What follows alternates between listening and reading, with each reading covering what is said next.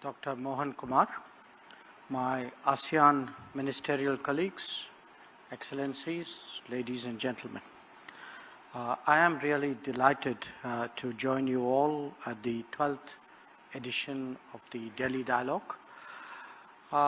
This evening is a culmination of a long day, which was a very productive day, I think. My colleagues would agree with me. We had a special ASEAN-India foreign ministers meeting, and Dr. Mohan Kumar, in fact, flagged the outcome document for all of you. And my takeaway today was, in fact, it would seem, Retno, that we had all had 2 shots of the vaccine of strategic trust, and probably the booster shots as well.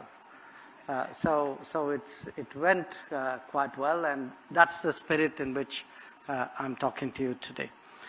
So the Delhi Dialogue. I think there's no question that it is for India the foremost ASEAN-centered Track 1.5 forum. And over the years, it has yielded very rich dividend in ideas, proving that conversations are indeed the road to create changes and enhance cooperation.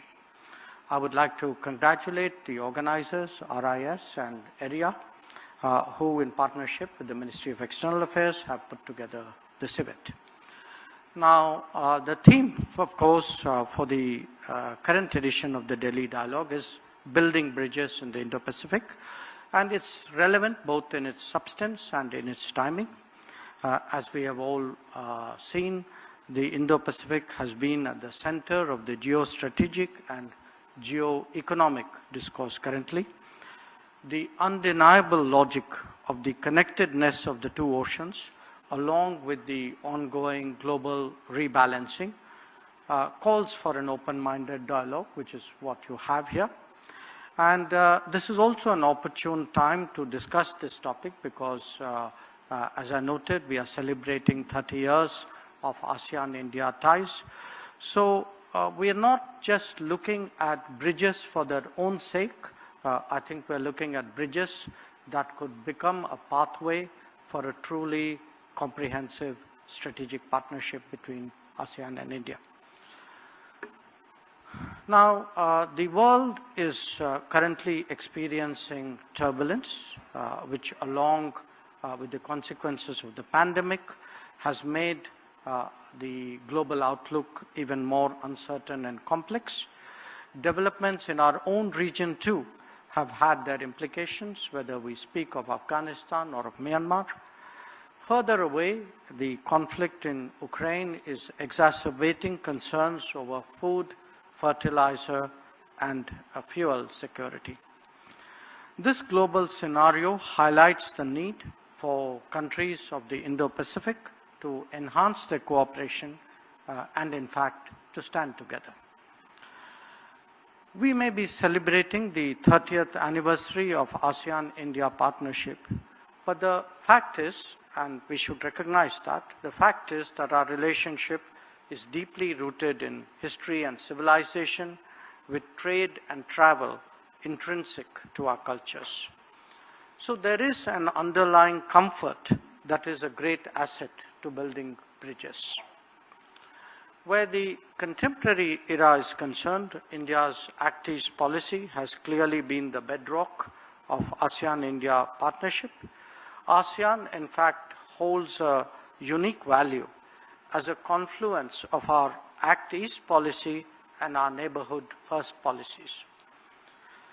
3 decades ago, with economic liberalization, India began a process of forging closer ties with the ASEAN. And since then, the partnership has grown commensurate with the expansion of our capabilities, the growth of our economies, and the evolution of the regional architecture. In addition, it has encapsulated other dimensions of connectivity, strategic and security cooperation, and enhanced education and societal linkages. So what began 3 decades ago as a crisis response has indeed evolved into a profound strategic outlook.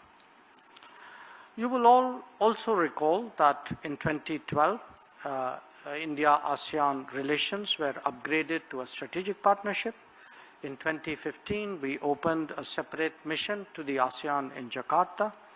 And in 2018, in a milestone event, the leaders of all 10 ASEAN member states visited India as chief guests of our Republic Day celebrations to mark the 25th anniversary of ASEAN-India relations. This upward trajectory in ASEAN-India partnership has also been matched by India's active engagement with ASEAN-centered platforms, including the ASEAN Regional Forum, the East Asia Summit, and the ADMM Plus meetings. So, how do we now see each other in a changing world? From the Indian perspective, ASEAN lies at the center of the Indo-Pacific, geographically, culturally, and strategically. ASEAN's centrality is therefore self-evident, especially as its architecture has such wide coverage. It was for this very reason that Prime Minister Modi announced the Indo-Pacific Oceans Initiative at the 2019 East Asia Summit. The IPOI shares strong convergence with ASEAN's own outlook on the Indo-Pacific. I'm glad that this initiative has found support of countries of the Indo-Pacific, including some of our ASEAN partners, notably Indonesia and Singapore. We would welcome the interests of others in this initiative. How do we realize the full benefits of this relationship? For a start, we must make connectivity more expansive and effective. We align our initiatives in this regard with the Master Plan for ASEAN Connectivity, the Kaladan Multimodal Transit Transport Project, and the India-Myanmar-Thailand Trilateral Highway, both passing through Myanmar, are the most significant of these undertaken by India. They are also the hardest ones, both because of topography and local conditions. Realizing their early implementation will require sustained focus, including through our bilateral engagement with Myanmar. We can also explore synergies in connectivity plans with others, like the BIMSTEC Master Plan for Connectivity. Indeed, seamless connectivity from India all the way to Vietnam and Philippines will create an east-west lateral that will impact the entire Asian continent. Connectivity now encompasses data and energy flows, not just unhindered movement of goods and people. Data, digitization, and technology are redefining and reshaping almost every aspect of business and society. India and ASEAN contribute to the ongoing rebalancing of the global order. We are driven by a rising consumer class, a strong startup ecosystem, a growing internet economy, and a robust demographic dividend. We have also between us the necessary trust and transparency, now so central to digital cooperation.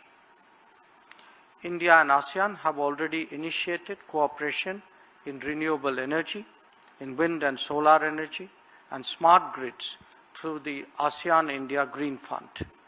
We look forward to further enhancing our energy and power connectivity and cooperation and cooperating on a low-carbon regional economy. In this regard, the International Solar Alliance is a particularly useful platform. Like the rest of the world, India and ASEAN too are recovering from the COVID. A key takeaway is to be better prepared for future health emergencies. India and ASEAN have stood by each other during this pandemic. Now we are poised to move beyond those exchanges based on immediate need and build longer health partnerships, longer-term health partnerships. As the world moves towards greater rebalancing, multipolarity and globalization, India and ASEAN will have to consider what this means for their relationship. To de-risk the global economy, they can be partners in building reliable and resilient supply chains. To ensure a secure digital existence, they can collaborate in promoting trust and transparency. Between themselves and with others, they can also contribute to the well-being of the global commons, especially through the observance of international law. These are the relevant bridges of our times. It is natural, while surveying the larger landscape, that our ASEAN partners would have an interest in relations between India and China. So let me be clear that the development of our ties has to be based on three mutuals: mutual respect, mutual sensitivity, and mutuality of interests. The state of the border will be reflected on the state of the relationship. Let me conclude by emphasizing that India-ASEAN ties are built on the foundation of history, geography, and culture. But they reflect the promise of growth, prosperity, stability, and development. Our ability together to expand our collaboration, adding more facets and making it more intense, has a resonance far beyond. We can make a real contribution to the evolution of the Indo-Pacific, and I dare say, even to the emergence of a new world order. I wish the dialogue all success, and I thank you for your attention.